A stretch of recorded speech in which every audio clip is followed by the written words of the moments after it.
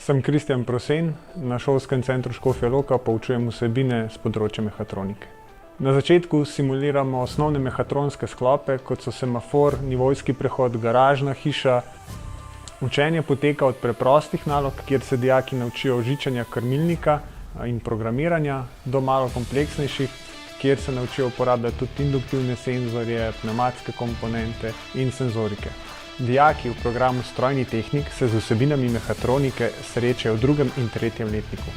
Dijaki, ki zaključijo poklicno smer, lahko nadaljujejo izobraževanje na poklicno-tehničnem programu, kjer svoje znanje mehatronike še dopolnijo. Ko dijaki osvojijo osnovna znanja pnevmatskih komponent, začnemo z izvajanjem simulacij v programu Festo Fluid Sim. Sprva dijaki morajo po navodilih tvoriti pnevmatsko shemo in potem razložiti tehnološko skico. Za učenje elektronike in mehatronike uporabljamo Funduino komplete. S pomočjo teh kompletov se naučimo osnovnih vezav LED diod, tip in pa različnih senzorjev. S tem vezjem simuliramo uporabo RFID tehnologije v proizvodnih procesih. Sem Janez Kokal, tehnični direktor v podjetju KNT. KNT se ukvarja z avtomatizacijo in strojegradnjo. Smo lokalno podjetje in si želimo, da se znanje na področju avtomatizacije poveča. Z sodelovanjem s šolskim centrom Škofja Loka tako povečujemo dotična znanja, ki jih v našem podjetju potrebujemo.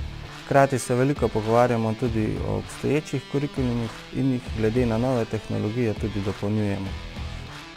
Sem Matjaž Luznar, učitelj strokovno-teoretičnih predmetov na šolskem centru Škofja Loka. Vsak izdelek se začne z ročnim skiciranjem, potem pa gremo na računalniško risanje, kjer izdelamo modele. Ko simulacije pravilno delujejo, pa programe prenesemo na stroj in sestavne dele izdelamo. Dijaki pa izdelajo v okviru 4. predmeta poklicne mature vsak svoj projekt. Za vse dijake, ki jih zanima oblikovanje in izdelava izdelkov s področja strojništva, je ta poklic prava izbira. Pri predmetu energetski sistemi se dijaki v 4. letniku srečajo z delovanjem toplotne črpalke.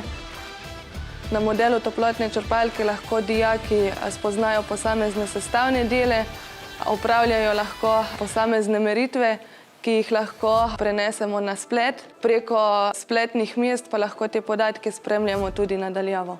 Pri pouku energetike pa dijaki lahko uporabljajo tudi termokamero, s katero lahko spremljajo porazdelitev temperature po različnih sistemih.